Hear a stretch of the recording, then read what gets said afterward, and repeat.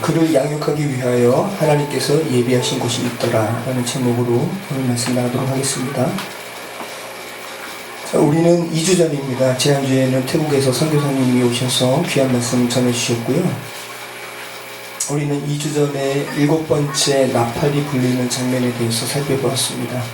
5번째 나팔과 6번째 나팔이 불리움으로 남아있는 3번의 화 중 첫 번째 화와 두 번째 화가 지나갔기에 세 번째 화가 언급될 것 같았는데 재앙의 내용이 아니라 오히려 하나님께서 왕이심을 알리는 것 같은 7 나팔이 이렇게 울리는 장면을 우리가 살펴보았습니다. 계시록 11장 15절 말씀이죠. 7째 천사가 나팔을 불매 하늘에 큰 음성들이 나서 이르되 세상 나라가 우리 주와 그의 그리스도의 나라가 되어 그가 세 세트로 왕노릇 하시리로다. 그 다음에 17절에도 24장로가 이제 화답하죠. 이르되 감사하옵나니 옛적에도 계셨고 지금도 계신 주 하나님 곧 전능하시며 친히 큰 권능을 잡으시고 왕노릇 하시도다. 우리가 이제 성경 말씀을 살피면서 또 지난주에도 제가 요한계시록 다른 부분도 제가 말씀드렸는데 이 왕노릇, 하나님의 왕노릇, 예수 그리스도의 왕노릇은 성부 하나님과 성자 예수님께만 국한되는 것이 아니죠. 여러분도 이 세상에서 왕노릇하는 존재로 부름 받으셨습니다. 계시록 5장 10절 그들로 우리 앞에서 나라와 제사장들을 삼으셨으니 그들이 땅에서 왕노릇 하리로다 하더라. 성도입니다. 계시록 20장 6절 이 첫째 부활에 참여하는 자들은 복이 있고 거룩하도다. 둘째 사망이 그들을 다스리는 권세가 없고 도리어 그들이 하나님과 그리스도의 제사장이 되어 1000년 동안 그리스도와 더불어 왕노릇 하리라. 저와 여러분이 왕노릇 하는 존재로 부름 받았다는 거죠. 그런데 분명한 것은 성경이 말하는 왕노릇은 죄된 세상에서 보여지는 것처럼 위에서 군림하듯이 찍어 누르는 그러한 권력에 사로잡힌 왕노릇이 아니죠. 성경이 말하는 왕노릇이 어떤 왕노릇인가 여러분이 잘 살필 필요가 있습니다. 본질과 맞닿지 않는 왕노릇은 진정한 의미의 왕노릇이 아니라 죄의 분출, 그 이상도 그 이하도 아닙니다. 그냥 죄가 그냥 분출되는 것. 이거 외에는 어떤 의미도 찾을 수 없는 왕노릇이 죄된 세상의 왕노릇이라는 거죠. 기독교인이 되어서 죄된 세상의 가치관, 또 죄된 세상에 여러분 깊숙한 내면 속에 뿌리를 내렸던 그런 인식을 버리지 않고 그대로 그 왕노릇에 대한 인식을 가져오게 되면 왕노릇과 관련해서 여러분 많이들 기도하는 것들이죠. 꼬리가 되지 말고 머리가 되게 하여 주시옵소서. 할머니들이 손자들한테 많이 말씀하는 내용이죠. 그러니까 여러분 신천지 같은 이란 사설이 사람들을 미혹하는 내용 중에 하나도 이런 거예요. 너희들이 다 14만 4천 안에 들어오게 되면 너희가 헌신하면 지금 이 시간 동안 너희가 마치고 이러한 이단 사설로 사람들 꿰고 이렇게 되면 세상 열방에서 재물을 들고 찾아올 거야. 이렇게 얘기하거든요. 너희들 그때 그렇게 누리게 될 거야. 이런 말로 신천지에 복속된 이들을 이렇게 유혹하거든요. 세상 나라가 재물을 들고 신천지에 찾아온다라는 허무 맹랑한 말을 하는 것이고 사람들은 또 거기에 혹해요. 이 말은 그죠? 기독교인이 성경에 말하는 왕노릇이 무엇인가 생각하지 않고 죄된 세상의 가치관, 그 군림하는 왕노릇에 대한 개념을 그대로 가져와가지고 성경의 지식과 혼용하는 것이죠.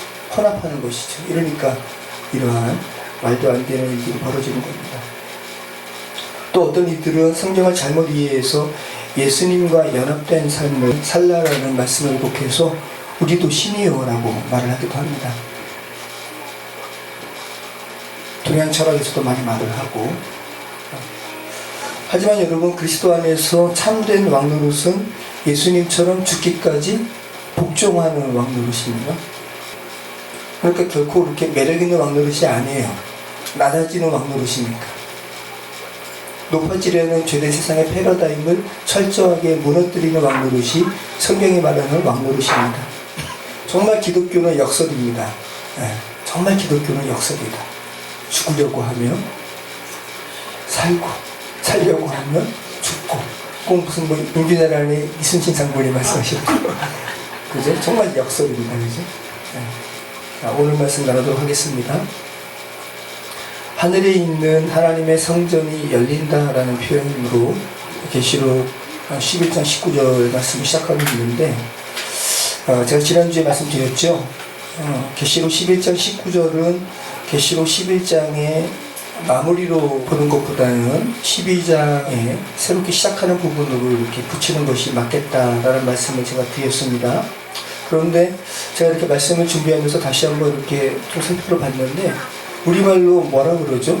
계시록 11장 19절 시작이 어떻게 돼요? 우리말로? 이에 하늘에 있는 하나님의 성전이 열리니 성전 안에 하나님의 언약궤가 보이며 또 번개와 음성들과 우레와 지진과 큰 우박이 있더라. 자, 이에라는 말이 이 카타라는 말이거든요. 그리고 그러니까 이게 등이 접속사거든요. 이것이 없으면 최근 수석가들이 말하는 것처럼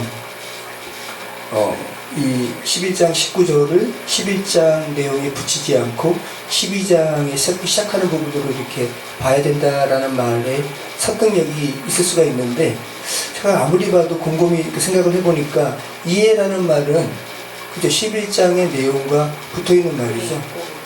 그리고니까 그죠? 그래서 최근에 몇몇 주석가들이 이 11장 19절을 11장에 붙이지 않고 12장의 내용으로 이렇게 붙이는 그런 것으로 고착하는 것은 좀 무리가 있는 것 같아요. 하지만 분명한 것은 최근에 주석가들이 말하는 것도 일리가 있습니다. 그러니까 11장의 내용으로 완전히 끝나지 않는다라는 거예요. 언약궤가 보이는 것으로 인해서 완전히 하나님의 말씀이 회복되는 것으로 끝나면 그러면 뭐 11장으로 끝나는 것으로 자연스러운데 계시록은 22장까지 있고 그 중에 딱 절반이고요. 나머지 분량으로도 절반의 내용이 더 있고 그리고 12장 19절의 내용에도 번개와 음성들과 우레와 지진과 큰 우박이라는 이것이 재앙과 관련된 소재거든요. 그러니까 지금 명확하게 끝나지는 않고 있다는 것이죠. 이해되시죠? 그러니까 지금 분명한 것은 11장 19절 말씀은 이해라는 등이 접속사로 말미암아 11장에 붙이는 것이 맞습니다. 하지만 내용은 흥미롭게도 12장 이하의 내용과 연관되어 있다는 거예요. 너희가 아직 남아있는 세 번째 화가 있어. 7 대접의 재앙이 있고 죄된 세상에 하지만 하나님의 자녀된 그리스도인들은 하나님의 뭐 안에 있다? 하나님의 언약 안에 있다 라는 것으로 죄된 세상을 살아가는 그리스도인들을 지금 격려하고 있는 책이라는 것 여러분이 다시 한번 분명하게 생각을 하셨으면 좋겠습니다. 자, 하나님의 왕노릇에 대한 언급이 있은 후에 요한의 눈에 한 환상이 펼쳐집니다. 저 하늘에 있는 하나님의 성전이 열리는 거예요. 여러분이 한번 요한이 되셔서 이것이 도대체 어떠한 환상인가 생각을 해보십시오. 하늘에 있는 하나님의 성전이 열리고 그리고 성전 안에 뭐가 보여요? 하나님의 언약궤. 그리고 그것으로 끝나면 좋겠는데 아까 드린 말씀처럼 재앙을 연상하게 하는 그러한 소재들이 추가로 등장하고 있다는 거. 자, 이 언약이라는 말은 디아데케라는 말입니다. 디아데케, 하나님의 약속이라는 말이죠. 내가 너희를 살릴 거야. 죽지 않게 할 거야. 이 하나님의 약속이죠. 그리고 궤로 번역된 말은 키보토스라는 말입니다. 궤가 뭐죠? 상자, 그죠? 나무로 만든 상자, 궤. 히브리어의 아론을 번역한 말입니다. 우리가 창세기를 나눌 때 창세기의 마지막 장에서 예수 그리스도를 예표하는 사브나 바네아, 온 세상의 구원자 요셉이 죽습니다. 그리고 그가 죽는 모습을 뭐라고 표현하냐 하면 죽어서 입관되었다라고 표현하거든요. 그래서 그 입관되었다 할 때 그 입관이 이 아론이라는 말이에요. 요셉이 죽어서 상자 속으로 들어갔다고 표현하고 있어요. 나무 상자, 아론. 그 아론을 그 헬라어 70인명이 번역할 때 뭐라고 번역했냐면 키보토스, 궤로 이렇게 번역을 했다는 것이죠. 세상에서 예수 그리스도를 예표한 요셉이 죽고 궤 안으로 상자 속으로 들어가는 장면으로 그 창세기가 마무리되고 있다는 거예요. 그리고 그로부터 430년이 지난 후에 이스라엘 백성이 출애굽할 때 요셉이 묻힌 관을 어깨에 메고 출애굽합니다. 하나님과 완전히 연합된 자로 계속해서 창세기는 요셉에 대해서 기술해요. 꼭 요셉을 보면 예수님을 보는 것 같은 사람으로 묘사를 해요.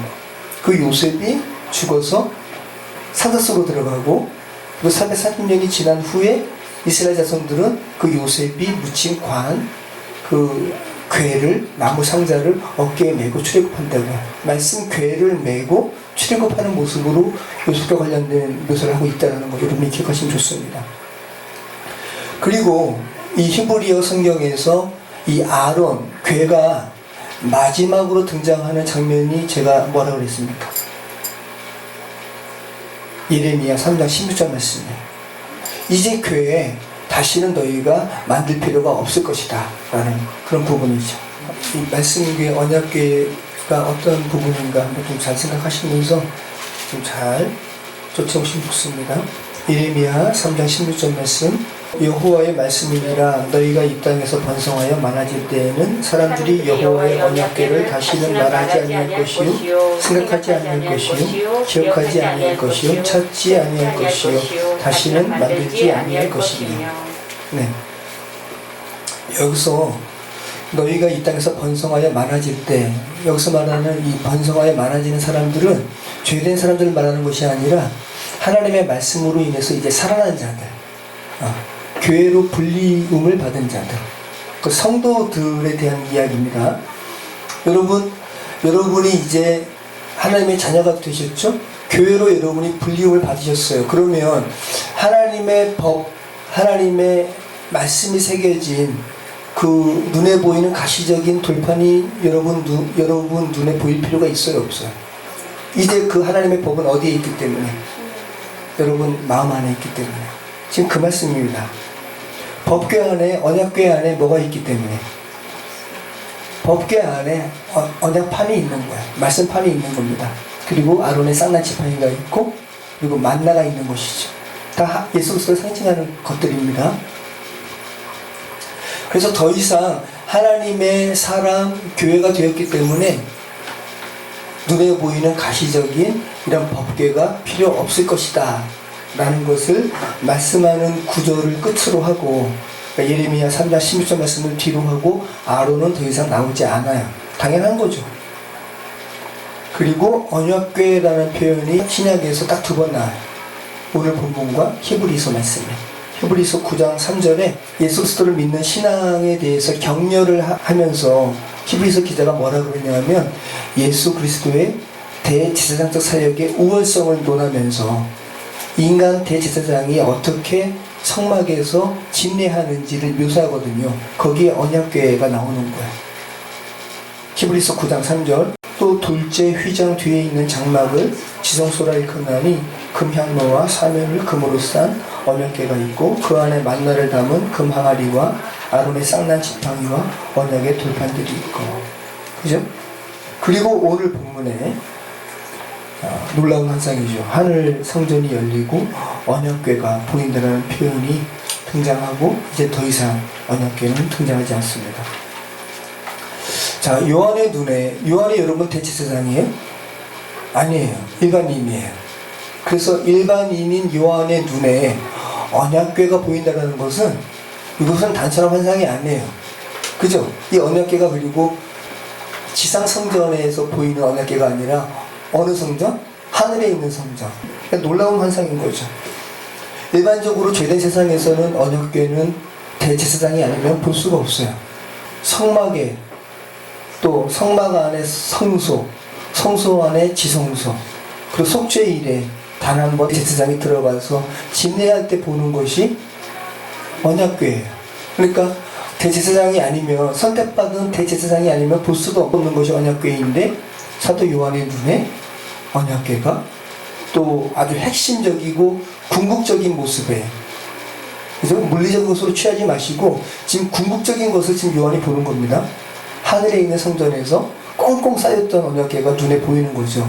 그러니까 하나님께서 이제 마무리하시는 거구나. 그토록 하나님의 백성들이 신원했던 악은 다 이제 멸절되고 하나님의 온전한 통치가 이루어지는 것을 지금 상징적으로 보이는 내용이죠. 자, 그럼 이 요한의 언약궤가 보이는 이 내용은 여러분 시간적으로 아직 오지 않은 것이 아니죠.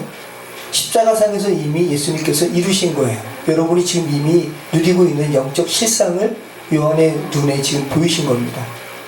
그리고 여러분, 언약궤와 관련해서 아까도 제가 말씀드렸지만 똑같은 이 언약궤를 다른 말로도 많이 부른다고 그랬잖아요. 법궤, 또 증거궤, 하나님의 언약궤, 말씀궤, 이렇게 여러 가지로 불리어지는 것이 언약궤인데, 요한계시록의 말미에 또 성경을 정리하고 있는 이 책의 마지막으로 등장하는 그 표현이 법궤가 아니라 증거궤가 아니라 언약궤라는 것도 여러분 굉장히 의미심장하죠.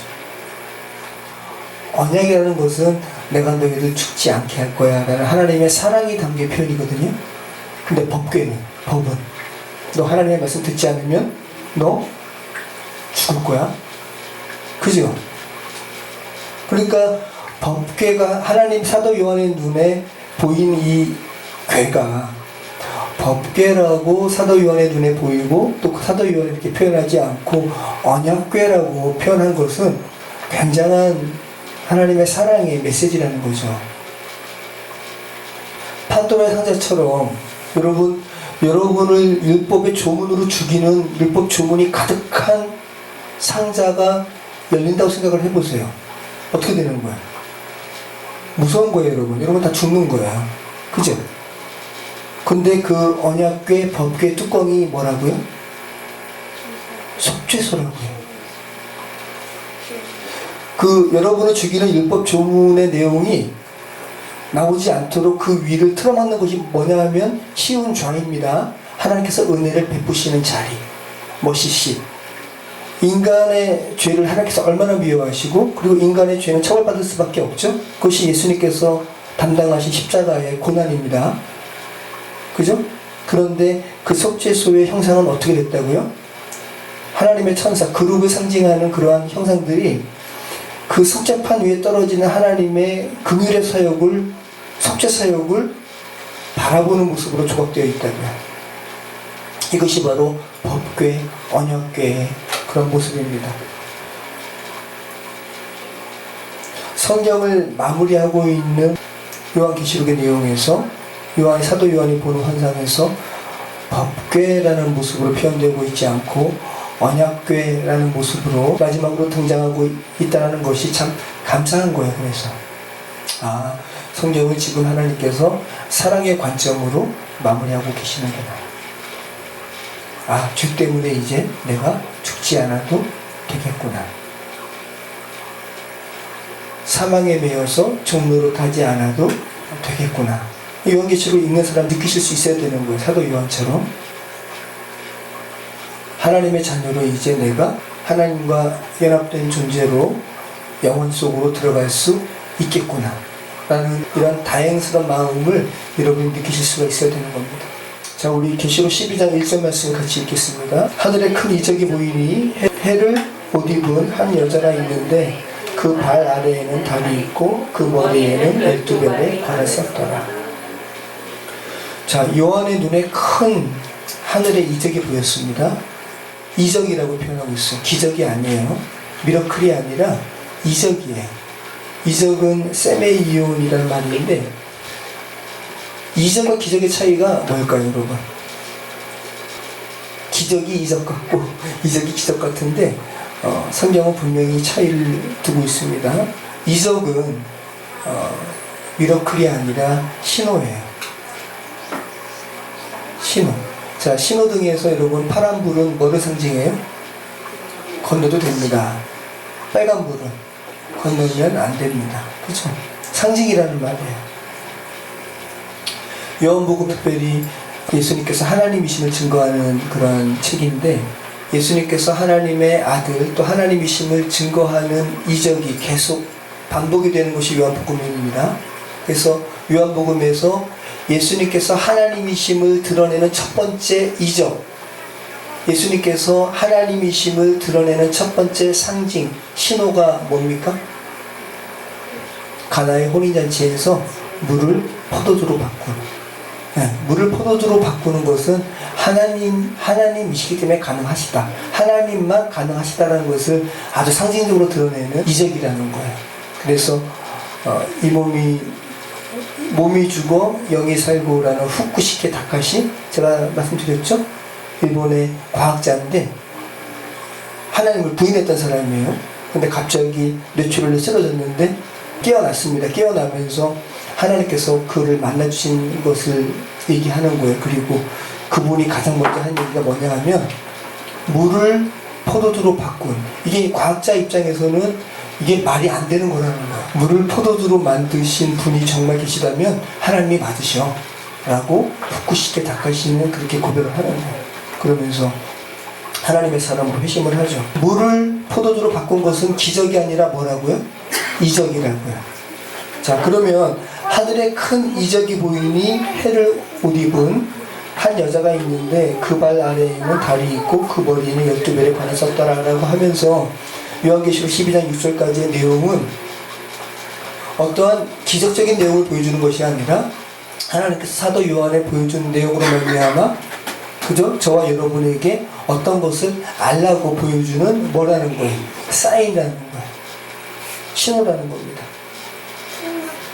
자, 1절에 그러면 한 여자가 보입니다. 이 여자가 무엇을 말하는 걸까요? 자, 6절까지 말씀을 한번 계속 읽어보면 여자에 대해서 여러분이 짐작할 수 있는 내용이 있습니다. 한번 읽어볼까요? 하늘에 큰 이적이 보이니 해를 옷 입은 한 여자가 있는데 그 발 아래에는 달이 있고 그 머리에는 12별의 관이 섰더라. 이 여자가 아이를 베어 해산하게 되매 아파서 애를 쓰며 부르짖더라. 하늘에 또 다른 이적이 보이니 보라, 한 큰 붉은 연이 있어 머리가 7이요 뿔이 10이라 그 여러 머리에 7 왕관이 있는데 그 꼬리가 하늘의 별 3분의 1을 끌어다가 땅에 던지더라. 용이 해산하려는 여자 앞에서 그가 해산하며 그 아이를 삼키고자 하더니 여자가 아들을 낳으니 이는 장차 천창으로 만국을 다스릴 남자라. 그 아이를 하나님 앞과 그 보좌 앞으로 올려가더라. 그 여자가 광야로 도망하며 거기서 1260일 동안 그를 양육하기 위하여 하나님께서 예비하신 곳이 있더라. 자, 우리가 오늘 본문 말씀 다 읽었는데, 자, 이 여자가 누구인 것 같아요? 에? 마리아 같아요? 왜요? 아, 그런 굉장히 천주교스럽네요. 자, 보세요. 지금 왜 그 말씀 하셨냐 하면 아들을 낳았다, 그죠? 근데 그 아들이 누구래요? 이는 장차 철장으로 만국을 다스릴 남자라. 누구예요? 예수님. 이게 정확하게 시편 2편 말씀을 인용한 건데요, 메시아에 대한 그 예언 시죠. 우리 다시 한번 읽어볼까요? 시편 2편 1절로 12절 말씀입니다. 네, 철장으로 만국을 다스릴 남자는 예수님이 맞으세요. 한번 읽어볼게요. 어찌하여 이방 나라들이 분노하며 민족들이 헛된 일을 꾸미는가?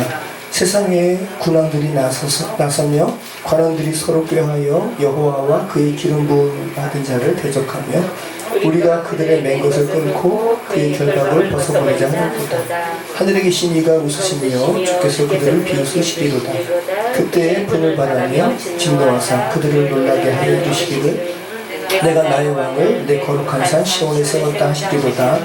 내가 여호와의 명령을 전하노라. 여호와께서 내게 이르시되 너는 내 아들이라. 오늘 내가 너를 낳았도다. 내게 구하라. 내가 이방 나라를 내 유업으로 주리니 내 소유가 땅끝까지 이르리로다. 내가 철장으로 그들을 깨뜨리며 질그릇같이 부수리라 하시도다. 이 말씀을 인용한 거죠. 그런즉 군왕들아 너희는 지혜를 얻으며 세상의 재판관들아 너희는 교훈을 받을지어다. 여호와를 경외하고 섬기며 떨며 즐거워할지어다.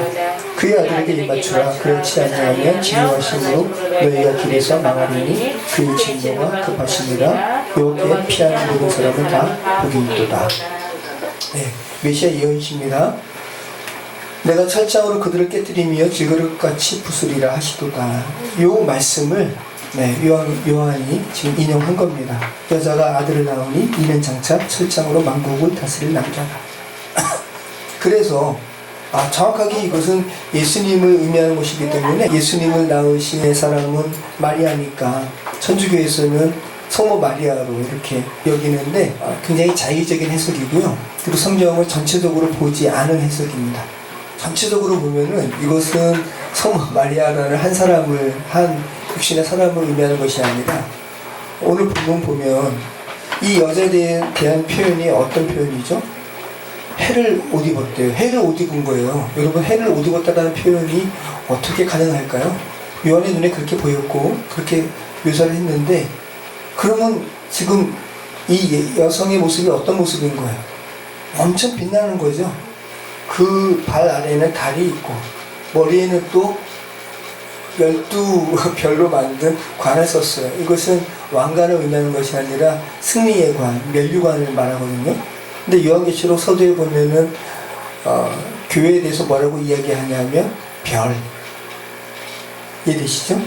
그래서 이것은 여러분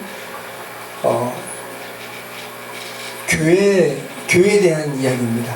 교회는 이렇게 엄청난 영광이 있는 존재가 교회라는 거예요.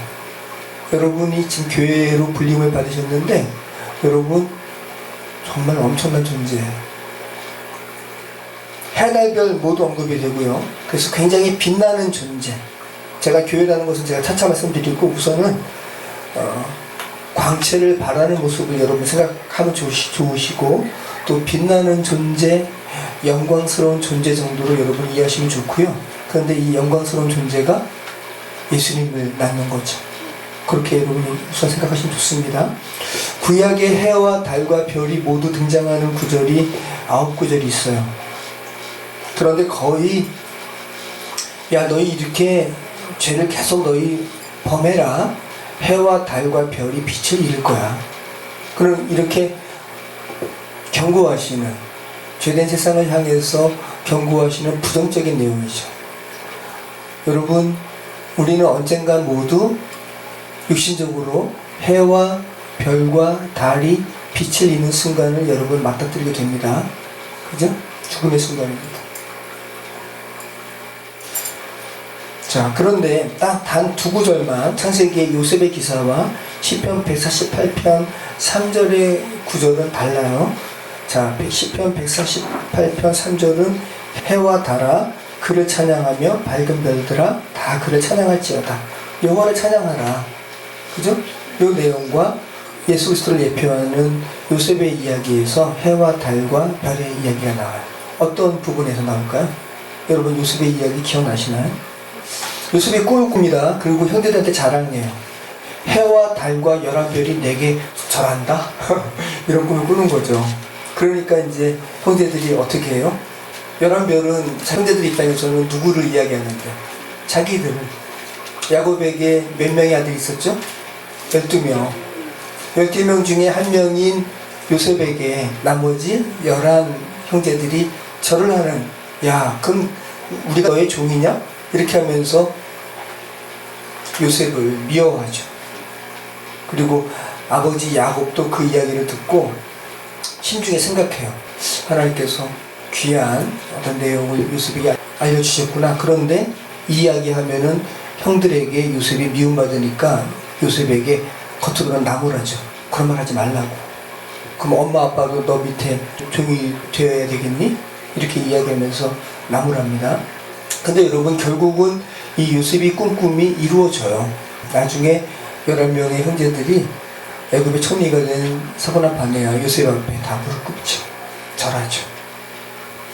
그래서 우리가 창세기 지금 나눈 지 꽤 돼서 여러분이 좀 가물가물하시는데, 야곱의 12아들의 이야기는 죄된 야곱이 신약의 교회를 의미하는 이스라엘로 회복되는 이야기예요. 그러니까 요셉을 위시한 야곱의 12아들은 신약의 교회로 완성되어지는 이야기입니다.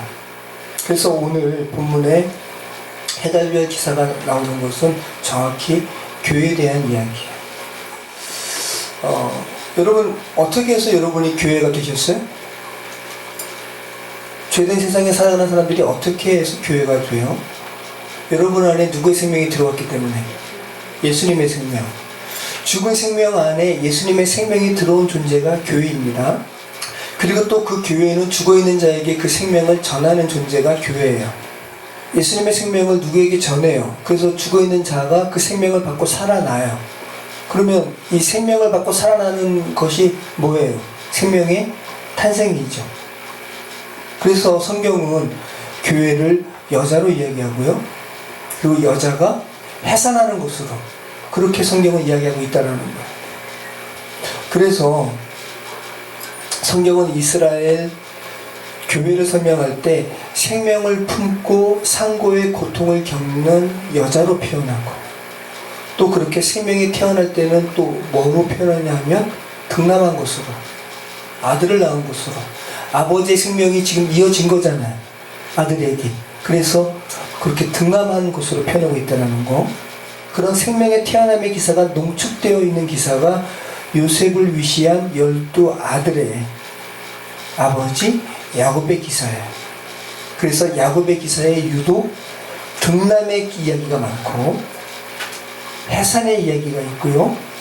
그리고 베들레헴 에브랏 길에서 어머니 라헬이 마지막 12번째 아들 베냐민을 낳고 죽는 기사가 나오는 거예요. 다 교회에 대한 이야기라는 거예요. 여러분, 한 분 한 분이 교회라는 것은 여러분 정말 놀랍고도 굉장한 이야기입니다. 여러분 한 분 한 분은 정말 영광스러운 존재예요. 여러분이 교회라는 것이 무엇을 의미하는지 알지 못하니까 침륜에 빠지는 거예요. 우울에 빠지는 거예요.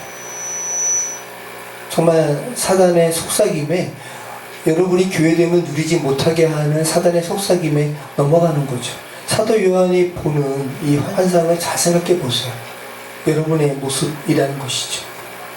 해를 옷 입고 다리 발 아래에 있고 12별을 승리의 면류관으로 쓰는 모습, 그런 모습이라는 겁니다.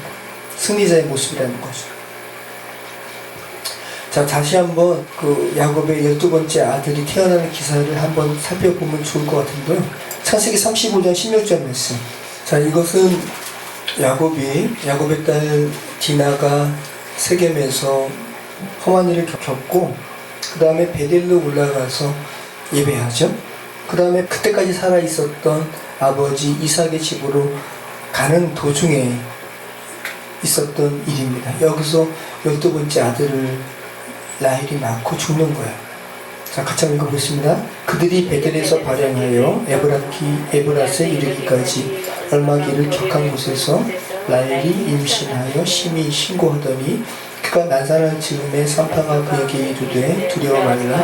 지금 그대가 또 등남하느니라 하매 그가 죽기에 임하여 그 혼이 떠나려 할 때 아들의 이름은 베냐민이라 불렀으나 그 아비가 베냐민이라 불렀더라. 라헬이 죽음에 에브랏 곧 베들레헴 길에 장사되었고 야곱이 라헬의 묘에 비를 세웠더니 지금까지 라헬의 묘비라 일컫더라. 이스라엘이 다시 발행하여 에델 망대를 지나 장막을 쳤더라. 자, 여러분, 성탄절에 많이 나오는 단어가 뭐냐 하면 베들레헴. 라헬이 베들레헴으로 가는 길에 아들을 낳았거든요. 근데 또 베들레헴에서 누가 태어났어요? 예수님. 네. 그래서 이 놀라운 의미가 있는 거예요, 지금. 여러분, 오늘 본문 보면 라헬이 죽고 야곱이 묘비를 세운 장소가 어디라는 거예요?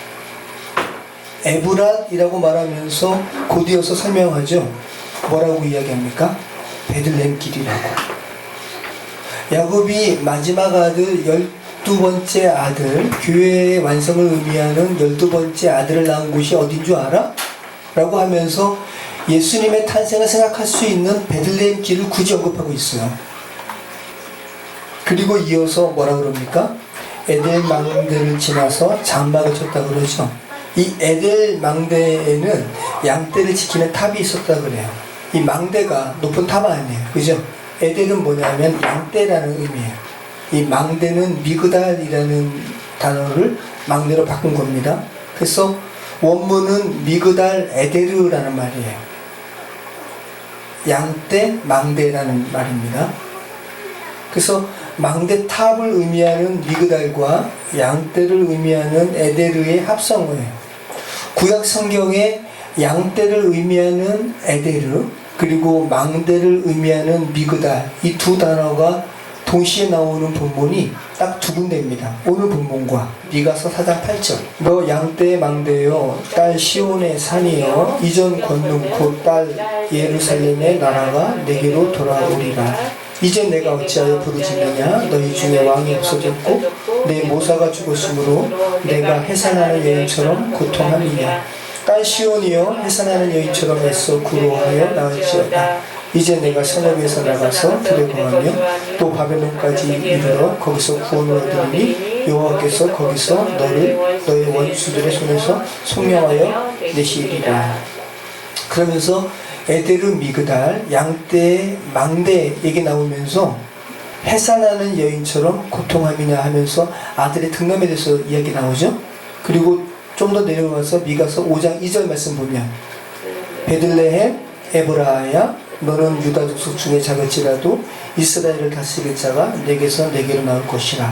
그의 근본은 상고의 태초이니라 라고 하면서 예수님의 탄생의 기사가 이렇게 나오고 있는 거죠. 그런데 창세기 35장은 이 미그달 에데르가 야곱의 부인 라헬이 12번째 아들 베냐민을 낳고 죽는 기사라는 거 여러분이 기억하신다면, 지금 성경 기자가 야곱의 12번째 아들 베냐민이 출산하는 기사와 예수님의 탄생 기사를 지금 서로 연관짓고 있다는 것을 여러분이 찾을 수가 있죠. 지금 성경은 라헬의 죽음과 아들의 출산을 성도의 죽음과 예수님의 탄생과 연결시키고 있다는 거예요. 창세기 35장 기사와 미가서 말씀이 모두 어떤 내용이죠? 모두 여인이 고통 가운데 아들을 출산하는 내용과 관련되어 있죠. 하나같이 아들 낳는 데 있어서 뭐하다라는 것을 지금 말하고 있어요. 고통스럽다고 말하고 있어요. 라헬은 죽기까지 해요. 여러분이 다 지금 자녀를 출산하신 분들만 좀 여기 계시네요. 여러분에게는 너무 와닿는 말씀이네요. 여러분이 지금 생명을 낳는다라는 것은 뭐를 수반한다? 고통을 수반한다. 생명 낳는 거 쉬워요, 안 쉬워요? 우리 김영하 선생님은 너무 쉽게 나셨나봐. 쉬워요? 수술했어요? 저희 아이 엄마는 이제 자연분만인데, 자, 아들 낳는 것은, 자, 생명을 낳는 것은 고통스럽다. 성경이 말하는 건 그것입니다. 그러면 여러분 안에 죄된 생명으로 가득 차 있었던 여러분 안에 지금 예수님의 생명이 지금 들어오셨잖아요. 그리고 정말 여러분 안에 예수님처럼, 우리 두 증인의 말씀 살펴봤죠? 교회는 예수님처럼 예수님의 생애, 예수님과 같은 생애, 고난, 죽음, 부활, 승천까지 그렇게 묘사를 했단 말이죠. 그럼 여러분이 그렇게 예수님과 같은 생명으로 지금 정말 태어나는 것은 쉬울까요? 어려울까요? 저 교회 가서 저 전도받고 교회 갔어요. 나 이제 예수님 믿었네요. 나 교회 됐네요. 끝. 이게 아니라는 거죠. 정말 고통스러운 것이라는 거예요. 그래서 여러분의 삶을 한번 되돌아보실 필요가 있어요. 내가 예수님을 믿는 신앙으로 말미암아 지난 옛 생활의 그 가치관으로 인해서 예수님을 믿는 신앙의 가치관과 충돌되는 부분이 하나도 없다면 여러분은 어쩌면 그리스도인이 아닐 수 있어요. 이해되세요? 네. 여러분이 지금까지 계속 죄된 생활 가운데 죄된 세상에서 죽어있는 삶을 살았잖아요. 그래서 에베소서 말씀에서는 너희가 죽었어도다 라고 이야기하잖아요. 죽은 여러분의 생애 가운데 예수님의 생명이 들어왔어요. 그럼 죽음의 가치관에 익숙해 있었던 여러분과 예수님으로 인한 하나님의 가치관이 충돌할 수밖에 없는 거예요. 충돌 안 된다면 여러분이 하나님을 믿는 신앙을 온전하게 지금 살아가는 것이 아니라는 거죠. 그리고 때로는 여러분 안에 있는 예수님의 생명이 죄된 가치관에 계속 억눌림 당할 수도 있는 것이고, 그래서 그 생명이 태어나는 것을 지금 사도 바울도 해산의 고통이라고 이야기합니다. 그죠? 이 구약 성경도 해산하는 여성의 괴로움으로 지금 말하고 있는 거죠. 그래서 오늘 본문이 여자를 가리켜서 예수님을 연상하는 구절로 이렇게 연상을 시켜서 아들을 낳는 것으로, 아이를 낳는 것으로 지금 묘사하고 있다는 거죠. 계시록의 본문의 여자는 교회라는 거 계속 기억하시기 바랍니다. 자, 3절 말씀. 하늘에 또 다른 이적이 보이니 보라, 한 큰 붉은 용이 있어 머리가 7이요 불이 10이라. 그 여러 머리에 7 왕관이 있는데 그 꼬리가 하늘의 별 3분의 1을 끌어다가 땅에 던지더라. 용이 해산하려는 여자 앞에서 그가 해산하면 그 아이를 삼키고자 하더니 여자가 아들을 낳으니 이는 장차 천상으로 만국을 다스릴 남자라. 그 아이를 하나님 앞과 그 보좌 앞으로 올려가더라. 자, 요한의 눈에 또 다른 이적이 보입니다. 신호입니다. 붉은 용, 그냥 사단적인 거, 그죠? 마귀적인 거, 그렇게 여러분이 이해하시면 좋고요. 근데 이 붉은 용의 머리가 인간의 수인 6이면 어울릴 것 같은데 7이라 나오죠. 지금 우리가 계속 요한계시록 살펴보면서 뭐를 말하는 겁니까? 사단적인 것은 하나님의 것을 뭐예요? 모방해요. 그런 것을 여러분이 이해하시면 좋고요. 자, 붉은 용이 하늘의 별 3분의 1을 끌어다가 땅에 던졌다는 표현도 나오죠. 자, 이러한 표현에서 막 사단이 하늘의 천사 3분의 1을 끌고 배반했다, 그래서 이들이 다 귀신이 되었다, 뭐 이런 억측을 하기도 해요. 그런데 오늘 본문을 잘 보면 여러분, 이 4절 말씀인데 4절 말씀의 주된 포인트가 이 사단적인 세력들이 하늘의 질서를 이렇게 배반한 이런 내용에 포커스가 있어요? 아니면 이 사단적인 것이 교회를 의미하는 여자가 낳은 아이를 해하려는 데 포커스가 있어요? 그렇죠. 포커스는 사단적인 것들은 교회가 예수님의 생명을 갖고 태어나는 것을 방해하고 해방하는 데 지금 목적이 있음을 지금 드러내는 구절이지, 사단의 이런 배반적인 내용에 포커스를 두고 있지는 않다는 거 여러분 기억하시기 바랍니다. 이것은 예수 그리스도에 대한 내용을 이렇게 상징적으로 표현한 것이기도 하고, 교회가 죄된 세상에서 받는 교회의 그러한 모습에 대해서 역사적으로 지금 상징적으로 기술한 것이기도 해요. 여러분 안에 하나님의 생명으로 태어나는 것 사단은 뭐한다? 방해한다. 해하려고 한다. 자, 그리고 실질적으로 역사적으로 이 아기 예수님을 죽이려는 시도가 있었죠. 헤롯이 동방 박사에게 그 아이가 태어난 곳이 어디요? 알려주소. 내가 그 아기에게 경배하겠소. 하지만 실제로는 그 아기를 죽이려고 했고요. 실제로 많이 아기가 죽었습니다. 그리고 이런 모습을 그대로 메타포한 구약의 상징도 있죠. 모세를 바로가 죽이려고 했죠. 그래서 모세가 또 담겨서 나의 강가에 띄어진 그것이 뭐예요? 갈대상자죠. 그것도 괴예요. 근데 아론이 아니라 거기서는 테마라 그래요. 그런데 또 창세기에 노아와 그 식솔들 또 짐승들이 탄 방주도 테마예요. 그것도 상자예요. 나무 상자. 다 의미가 이렇게 같이 있는 것이 있습니다. 계시록 12장 6절 말씀 같이 읽겠습니다. 그 여자가 광야로 도망하며 거기서 1260일 동안 그를 양육하기 위하여 하나님께서 예비하신 곳이 있더라. 네. 자, 오늘 본문의 주된 포인트입니다. 그 여자, 교회가 광야로 도망하며 거기서 1260일 동안 그를 양육하기 위해서 하나님께서 예비하신 곳이 있더라. 사단에게서 피해서 여자가 도망한 곳이 어디래요? 광야래요. 이 에레모스라는 말입니다. 혼자뿐이 외로운 쓸쓸한 살지 않는. 그래서 여러분, 우리는 다 교회됨을 이룬 사람들인데 우리는 이 인생길, 인생길이 광야죠. 여러분이 이 인생길에서 철저히 외로움을 여러분이 경험합니다. 그리고 그런 가운데 하나님 아버지를 만나고요. 그렇게 광야를 여러분이 통과하시는 건데, 근데 하나님께서 그 광야에서 그 아이를 양육하기 위해서 예비하신 곳이 있다라고 지금 말씀하고 있죠. 그리고 양육하기 위한 그 기간이 얼마 동안이랍니까? 1260일. 1260일 어디서 많이 들었죠? 어디서 들었어요? 첫 번째 나팔이 불린 후에 막간에서 죄악된 시간에 교회의 사명을 말하는 기사가 있었죠? 두 증인에 대한, 그죠? 두 증인에 대한 환상에서 언급된 수가 1260일이죠.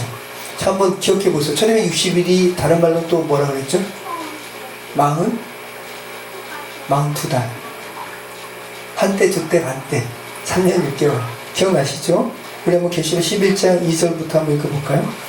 성전 바깥마당은 측량하지 말고 그냥 두라. 이것은 이방인에게 주었은즉 그들이 거룩한 성을 42달 동안 지킬 것이다. 내가 나의 두 증인에게 권세를 주리니 그들이 굵은 베옷을 입고 1260일을 연하리라. 그죠? 같은 내용인데, 같은 내용의 다른 표현인데 42달과 관련된 것은 이방인이에요. 하나님의 자녀가 아닌 사람들, 그래서 악의 세력과 관련된 표현은 42달로 쓰고 있고요. 교회를 의미하는 두 증인에게는 같은 내용의 다른 표현인 뭐라고 이야기합니까? 1260일. 다시 한번 정리할게요. 땅에 속한 자, 생명이 없는 자와 관련된 표현은 42달이고요. 그리고 교회와 관련된 표현은 똑같은 내용의 다른 표현이 1260일을 표현하고 있습니다. 그런데 오늘 교회가 광야에서 양육받는 기간도 그래서 42달이 아니라 뭐라고 표현하고 있어요? 1260일. 이렇게 구분하고 있다는 거. 여러분이 좀 기억하시면 좋습니다. 그런데 계시록 13장 5절에서는 또 악의 세력과 관련된 묘사가 나오는데 어떻게 묘사가 나올까요? 1260일이 나올까요? 아니면 42달이 나올까요? 42달 나옵니다. 여러분 머리가 좋으셔서 우리 한번 계시록 13장 5절 볼까요? 같이 읽겠습니다. 또 짐승이 과장되고 신성 모독을 말하는 입을 받고 또 42달 동안 일할 권세를 받으리라. 그죠? 네. 교회와 관련된 기간은 1260일로 덧붙이고 있고 악의 세력과 관련된 표현은 42달이라는 것. 이런 부분도 여러분 좀 의미심장하게 이렇게 보시면 좋습니다. 자, 그리고 또 한때, 두때, 반때라는 표현도 구약의 다니엘서에서 나오고 또 계시록에서 나오는데 모두 같은 표현이라고 그랬잖아요. 42달, 1260일, 한때, 두때, 반때 다 같은 표현인데 한때, 두때, 반때라는 표현도 성도의 입장에서 이렇게 성도와 관련된 표현을 할 때 한때, 두때, 반때 표현하고 있습니다. 다니엘서 7장 25절 제가 읽어드리겠습니다. 그가 장차 지극히 높으신 이를 말로 대적하며 또 지극히 높으신 이의 성도를 괴롭게 할 것이며 그가 또 때와 법을 고치고자 할 것이며 성도들은 그의 손에 붙임 바 되어 한때와 두때와 반때를 지내리라. 무시문학인데 성도와 관련해서 한때, 두때, 반때 표현되고 있다는 거죠. 다니엘 12장 7절 내가 들은즉 그 세마포 옷을 입고 강물 위쪽에 있는 자가 자기의 좌우 손을 들어 하늘을 향하여 영원히 살아계시는 이를 가리켜 맹세하여 이르되 반드시 한때, 두때, 반때를 지나서 성도의 권세가 다 깨지기까지 그렇게 되면 이 모든 일이 다 끝나리라 하더라. 다 성도의 양육받는 기간, 고통받는 기간을 말할 때 한때, 두때, 반때, 1260일 그렇게 표현하고 있다는 거죠. 그리고 계시록 12장 14절 말씀 한번 찾아보시죠. 계시록 12장 14절에도 한때, 두때, 반때 나오는데 성도와 관련해서 나옵니다. 그 여자가 큰 독수리의 두 날개를 받아 광야 자기 곳으로 날아가 거기서 그 뱀의 낯을 피하여 한때와 두때와 반때를 양육받으며. 그렇죠? 자, 그럼 여러분이 교회인데 여러분이 지금 인생길 광야를 지금 통과하십니다. 굳이 묵시문학의 표현대로 한다면 얼마 동안? 1260일 동안. 한때, 두때, 반때 동안. 그리고 또 이 기간은 악의 세력에게 있어서 또 42달로 표현되는 기간이기도 하죠. 그러니까 악의 세력은 여러분을 핍박하기 위해서 42달 동안 괴롭히고요. 그죠? 여러분은 그 42달이지만 여러분과 관련된 표현으로는 1260일 동안 여러분은 인내하고 고통받고 근데 그 기간을 또 하나님은 뭐라고 표현하시냐면 너희가 이 기간 지금 양육받는 기간이야 라고 표현하고 있다는 거죠. 자, 이 광야를 통과하는 1260일의 기간이 여러분 쉬울까요? 어려울까요? 어렵죠. 네. 어려운 것이 그런데 당연하다라고 지금 말하고 있고 핍박받는 것이 당연하다고 말하고 있습니다. 왜냐하면 악의 세력에게는 허용된 42달의 기간이니까. 그죠? 이스라엘 성지 순례를 하면서 요르단 지역의 광야에 가서 예배 드린 적이 있거든요. 정말 감격스럽더라고요. 네. 광야에서는 여러분 하나님만 바라볼 수밖에 없죠. 하나님만 바라봐야 됩니다. 하나님께서 만나주시고 물도 내려주시고. 근데 여러분 잘 생각해 보십시오. 지금 여러분이 살아가는 이 대한민국은 광야 아닌가요? 광야는 지금 이 지구 광야 아닙니까? 미국에서는 한 경찰이 흑인을 목으로 눌러서 죽이고 그래서 지금 폭동이 일어났잖아요. 그리고 홍콩에서는 홍콩 송환법 때문에 그죠? 또 지금 시위 벌어지고 난리 나고 우리 한국도 마찬가지고 광야예요. 하나님 바라보지 않으면 살 수 없는 곳. 이게 광야죠. 주님께서 그런데 일부러 광야로 여러분을 내모신다는 거. 이유는 양육하시기 위해서. 성숙한 교회로 자라나도록 하기 위해서. 해를 옷으로 입는 그런 모습처럼 영광스러운 빛을 발하게 하기 위해서 여러분을 지금 광야로 지금 모시고 계시다는 것이죠. 여러분을 지금 하나님께서 성숙한 교회로 해로 옷을 입는 존재처럼 그렇게 빛을 발하는 교회로 성숙시키기 위해서 지금 광야로 모시고 양육시키신다는 것을 여러분 잘 생각하시기 바라요. 신명기 8장 2절에 하나님께서 이스라엘 백성을 광야로 이렇게 몰고 가신 그런 이유를 말씀하시죠. 줄이고 목마르고 하나님 경외하는 법을 깨닫게 하기 위해서라고 말씀하십니다. 신명기 8장 2절입니다. 내 하나님 여호와께서 이 40년 동안에 내게 광야길을 걷게 하신 것을 기억하라. 이는 너를 낮추시며 너를 시험하사 내 마음이 어떠한지 그 명령을 지키는지 지키지 않는지 알려 하십니다. 너를 낮추시며 너를 줄이게 하시며 또 너로 알지 못하며 내 조상들도 알지 못하던 만나를 내게 먹이신 것은 사람이 떡으로만 사는 것이 아니요 여호와의 입에서 나오는 모든 말씀으로 사는 줄을 내가 알게 하려 하시니라. 굳이 교육이나 훈육이라고 표현하시지 않고 어미가 자녀 양육하듯이 하나님 아버지께서 성도를 양육하시는 것으로 표현하고 있다는 것. 여러분 잘 기억하시기 바랍니다. 여러분이 제가 드린 책을 집에서 읽어보시면 아시겠지만 거기 이런 내용이 있어요. 무신론자에 대해서 연구한 학자가 무신론자의 공통된 것을 이렇게 발견했다고 해요.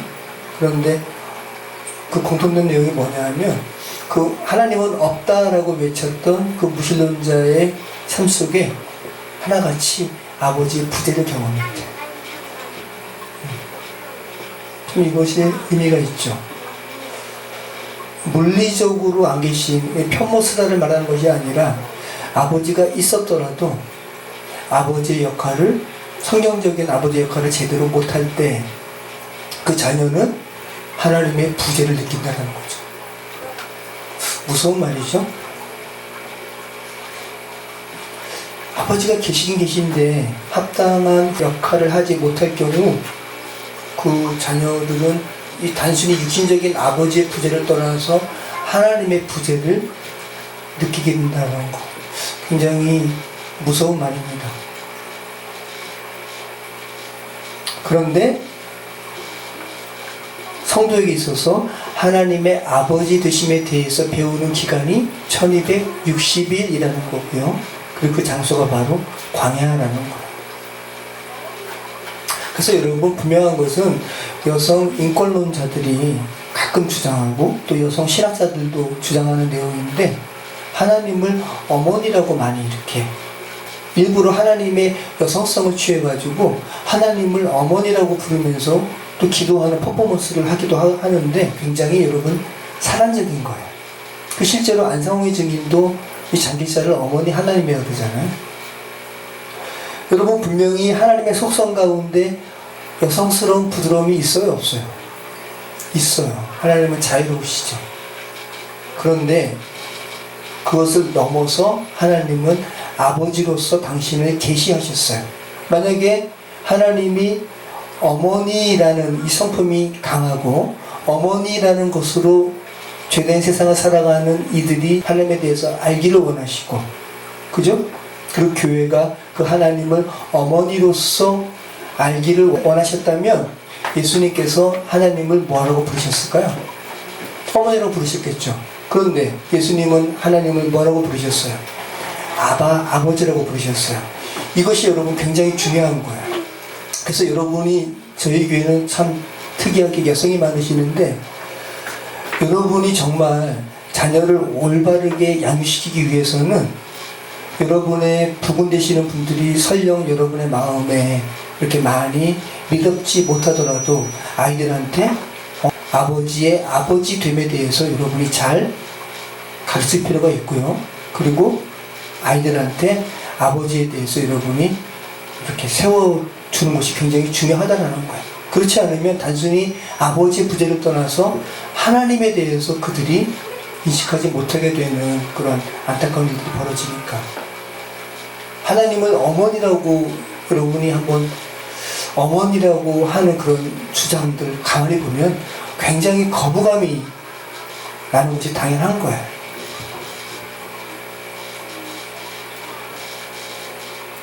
자신의 삶에 육신적인 아버지의 부재로 인해서 하나님을 온전히 아버지로 여기는 것이 어렵다면 그것을 여러분 하나님께 올려드려야 돼요. 그 성령님, 오늘이 마침 성령 강림절로 저희가 예배 드리는데, 성령님 도와주시옵소서. 제가 하나님을 아버지로 여기는 것이 어떤 것인지 가르쳐 주시옵소서 라고 여러분이 기도하시는 것이 굉장히 중요합니다. 여러분, 말씀을 좀 마무리할게요. 여러분 지금 광야를 통과하시는데 여러분 광야 잘 통과하고 싶으시죠? 제가 몇 번 말씀드렸는데 예전에 수련 목회자 영성 수련회 때 지도하셨던 한 목사님께서 좋은 책을 광고를 하셨어요. 나 요즘에 이 책 읽고 있는데 여러분 너무 좋습니다. 한번 꼭 읽어보시기 바랍니다 라고 광고하신 책이 뭐냐 하면 사막을 건너는 6가지 방법이라는 책이에요. 여러분들 기회가 되시면 지금도 판매하는지 모르겠는데 구매하시면 좋습니다. 스티브 도나휴라는 프랑스인인데, 이 프랑스와 아프리카는 대륙이 서로 맞닿아 있습니다. 그러면서 이 사람이 20대 때 자동차를 몰고 아프리카 사하라 사막을 횡단해서 아프리카로 가는 그러한 과정 가운데 겪었던 그런 내용을 책으로 기술한 거예요. 이 스티브 도나휴는 인생을 뭘로 표현하냐 하면 사막을 횡단하는 것으로 표현합니다. 흔히 인생을 뭘로 표현해요? 산을 정복하는 것으로 표현하죠. 그런데 산을 정복하는 것으로 굉장히 단기적이고 목표를 지향하는 그러한 것으로 묘사할 때는 산을 정복하는 것으로 묘사하는 것이 맞아요. 그런데 여러분, 인생은 결코 단기전이 아니죠. 그리고 인생을 산을 정복하는 것으로 그렇게 묘사를 하고 그렇게 인식을 할 때 벌어지는 여러 가지 아픔들을 우리는 보죠. 열심히 노력해가지고, 그죠? 어느 위치에 올라갔어요. 근데 그들이 하나같이 토로하는 것이 뭐예요? 허무함. 올라와 봤더니 이거 아니네. 허탈감. 그리고 음악의 배우들은 그렇게 사람들한테 이렇게 막 박수받고 칭송받다가 갑자기 혼자 홀로 있을 때 급격히 찾아오는 우울감, 외로움.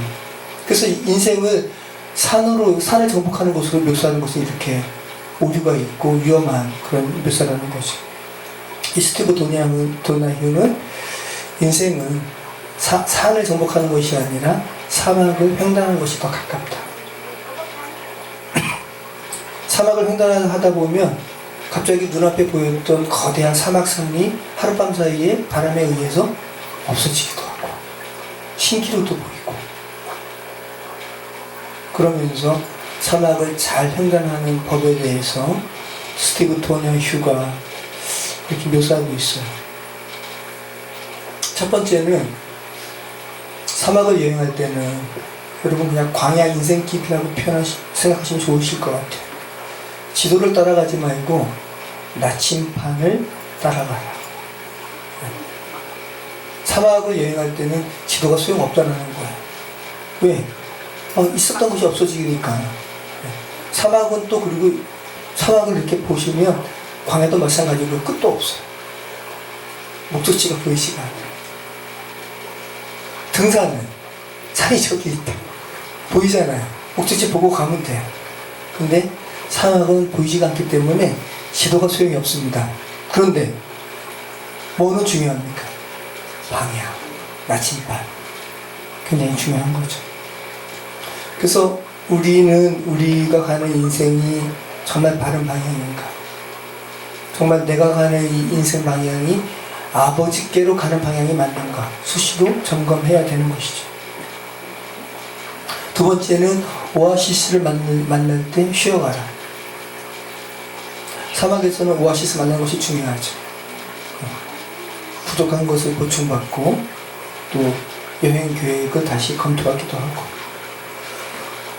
스티브 도나휴는 삶을 살아가는 인생길에도 반드시 오아시스로 표현될 수 있는 곳에서 휴식을 취하라고 이야기합니다. 그리고 휴식할 때는 확실히 쉬라고 이야기해요. 세 번째는 모래를 횡단할 때, 모래에 갇히면 여러분, 사막을 횡단할 때 자동차의 바퀴에는 바람이 어때야 될까요? 바람을 빼야 돼요. 바람이 세면 헛돌아. 김승학 집사님 떨기나무라는 책에도 이분이 실제로 경험한 내용이 거기 있는데, 사우디아라비아의 그 사막을 이렇게 하면서 이제 쫓기다가 이제 타이어 내기도 거기 있던데, 바람을 이렇게 빼서 이렇게 표면적을 넓혀야지 굴러간대. 그런데 야, 이게 차 바퀴에 바람을 빼면 어떡해? 라고 자기 생각을 고소할 때 사막을 횡단할 수 없다는 거죠. 그러니까 사막을 횡단할 때는 바람을 빼라는 조언에 귀를 기울일 수 있어야 되는 거죠. 그 이야기 하는 거예요. 융통성. 다른 사람의 조언에도 귀담을 수 있어야 됩니다. 네 번째는 혼자서, 때로는 함께 여행하는 것이라고 지금 이야기하는 거예요. 때로는 혼자서도 여행하지만 또 때로는 사람들과 함께 하는 것. 다섯 번째는 캠프파이어에서 한 걸음 멀어지기라는 것으로 표현하고 있는데요. 안주하지 말고 두어던 나라. 그 캠프파이어에 심취해서 계속 거기에 이렇게 머물지 말고 그 캠프를 벗어나야지 새로운 성장이 이루어진다라고 말하고 있습니다. 여섯 번째는 허상의 국경에서 멈추지 말라라는 그런 내용인데, 사막은 뚜렷한 경계가 없고요. 그런 현실에 사람들은 허상의 선을 그어 놓는다라는 거죠. 우리 속에 미지의 막연한 두려움으로 이렇게 가상의 선을 그어 놓는다라는 거예요. 그래서 괜히 실제 이루어지지 않는 일인데 미리 두려워서 금 긋고 난 저기 못 갈 것 같아. 너 스스로 실제 존재하지 않는 허상의 국경의 선을 너가 거놓고 마음이 거기에 이렇게 몰입돼가지고 멈추지 말라는 겁니다. 자, 오늘 말씀 굉장히 길었습니다. 여러분, 인생은 사막과 같은 광야입니다. 그리고 사람들은 인생길을 살아가면서 신기루를 쫓습니다. 똑같죠. 근데 여러분, 신기루는 여러분 환상이 아니에요.